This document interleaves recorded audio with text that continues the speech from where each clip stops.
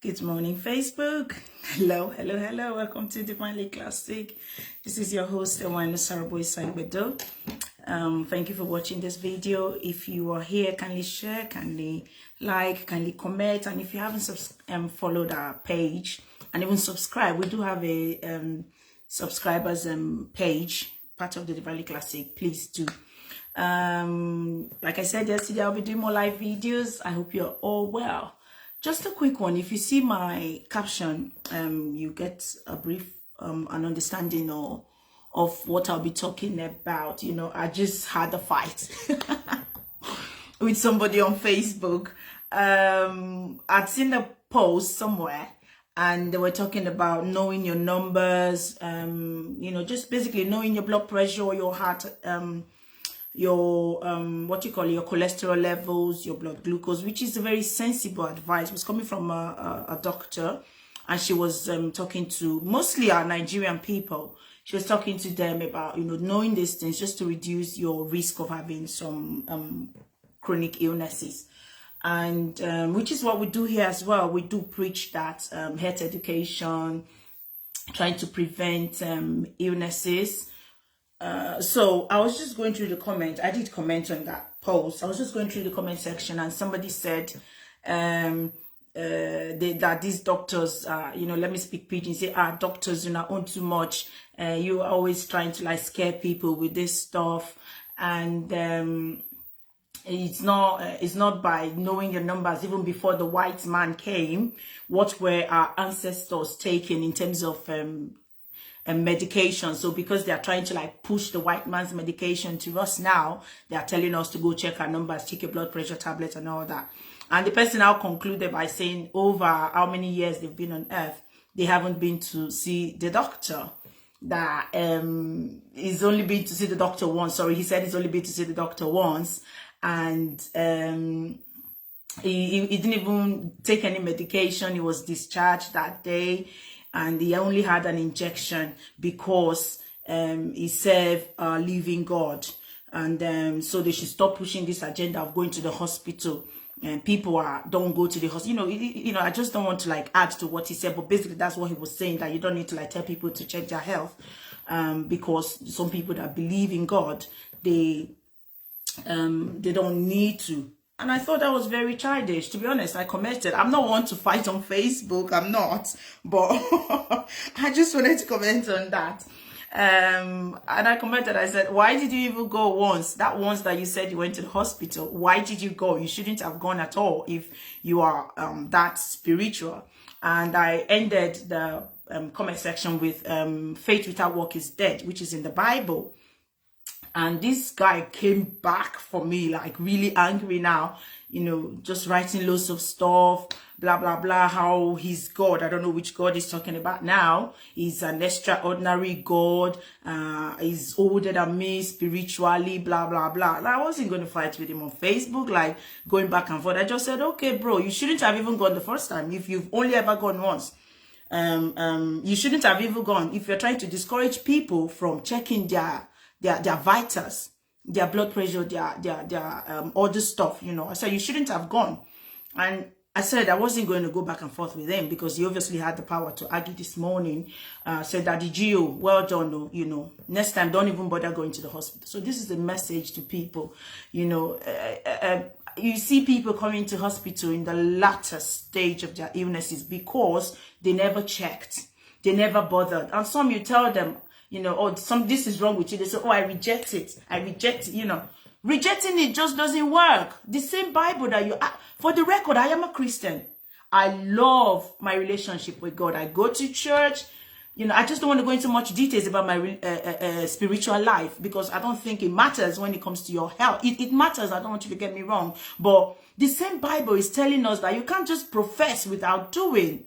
Faith without work is dead. You're a Christian, you're not checking your blood pressure, you're not doing anything, and you're saying, no, I'm a Christian, God is a healer. Yes, God will only heal you when you actually do something. We have examples in the Bible where when God wants to use people, he actually uses what they have in their hand.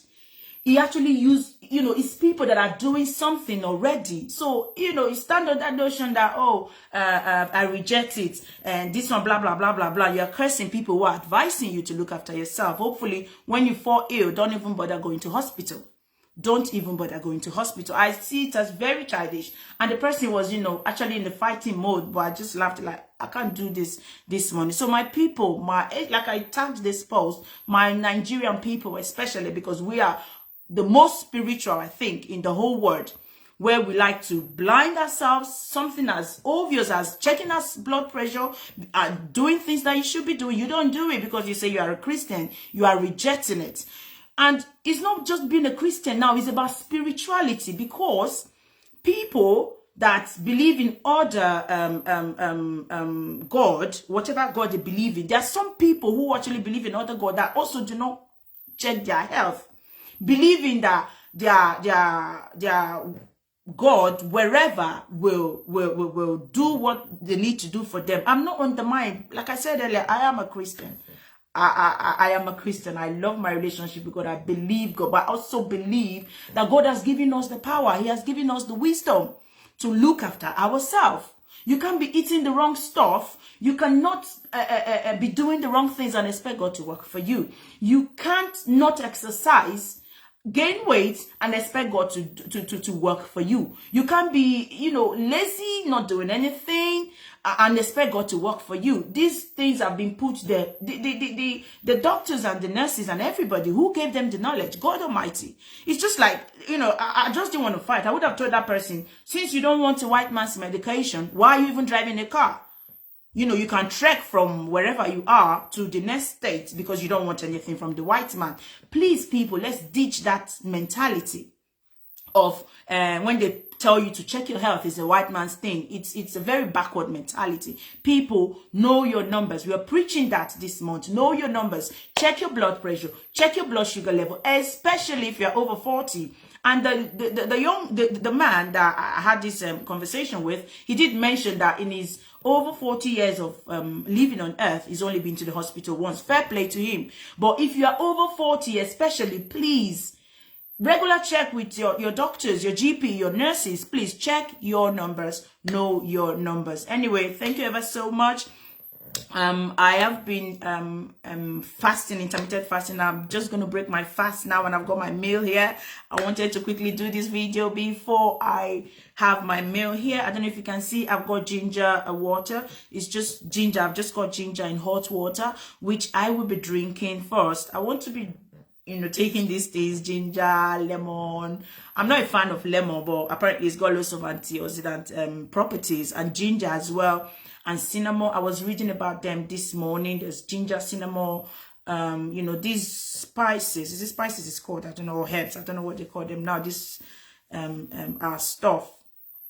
So not too much. My problem has always been people that do it every day. You see people drinking lemon every day. I don't think I can do it. If I drink this today, which is ginger, tomorrow I might be drinking a lemon drink. The next day I might be drinking a cinnamon drink. Just making it varied, like different things every day. Then it's going to be better. And then I've got my cereal here. I've got my almond nuts. I've got my brown flakes. I've got my banana. And I've got my fruits here, which I will be having as well. So yes, please, I'm going to end this video. I don't want it to be too long, people. Go and check. Know your numbers. You can say, oh, we don't have it in my family. My parents don't have high blood pressure. So chances are you might have it even if your parents don't have it. And something that came to me yesterday was, whatever we are doing now, we are unconscious mentors of our future generations. Especially our children. They can see us trying to make our lives better, trying to live healthy. We are teaching them, even if we are not saying, oh, you have to do it. They are watching us. So whatever you are doing, if those illnesses, you had it in your bloodline, you are reducing the risk of you having it and your future generations having it. Say your parents had it and you didn't have it by the grace of God because of everything that you're doing. Your children are going to have like really, really low risk of having these illnesses. So please know your numbers, people. Check your blood pressure. Check your cholesterol levels. If you've not been checking, go and check. It will reduce your risk of stroke, high blood pressure, cardiac arrest, everything, you know. And one thing about the body is when one is bad, it affects the whole part of the body. Okay, so I'll leave you people with this. Have a nice day. Bye-bye.